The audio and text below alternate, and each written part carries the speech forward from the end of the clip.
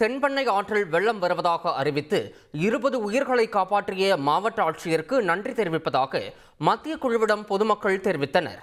கடலூர் மாவட்டம் பகண்டை கிராமத்தில் ஏற்பட்ட புயல் வெள்ள பாதிப்புகளை மத்திய குழுவினர் ஆய்வு செய்தனர். ஆற்றில் வெள்ளம் வருவதாக ஆட்சியர் தகவல் கொடுத்ததால் உடனடியாக வீடுகளை விட்டு வெளியேறியதாகவும் அவர்கள் தெரிவித்தனர்.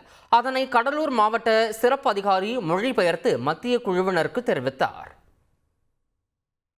3:20 கலெக்டருக்கு ரொம்ப நன்றி. ஒரு 20 உயிரை காமந்து பண்ணாங்க. 3:30 மணிக்கு ஃபோன் பண்ணோனே collector directed the SP and the whole team was here and they did a tremendous job here. If not there would have been lots of agitations. 3:30 மணிக்கு கலெக்டர் தொடர்பு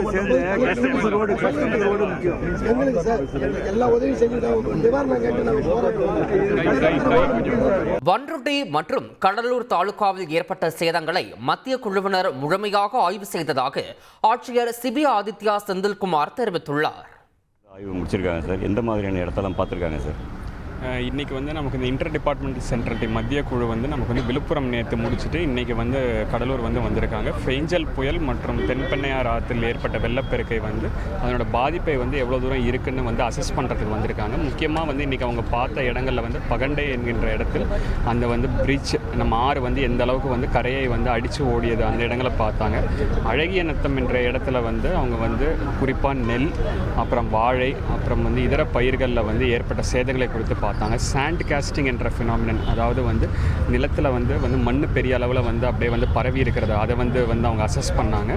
இது மட்டும் இல்லாமல் ரோடில் இருக்கிற டேமேஜ், அப்புறம் வீடுகளில் ஏற்பட்ட சேதம், அப்புறம் பாலங்களில் ஏற்பட்ட சேதம், குறிப்பாக பன்ருட்டி மற்றும் கடலூர் தாலுகாவில் கிட்டத்தட்ட 10 இடங்கள் ஆய்வு செய்தனர்.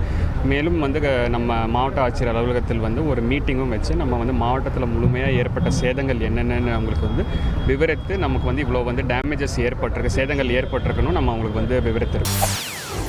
செய்திகளை உடனுக்குடன் தெரிந்து கொள்ள உடனே சப்ஸ்கிரைப் பண்ணுங்க.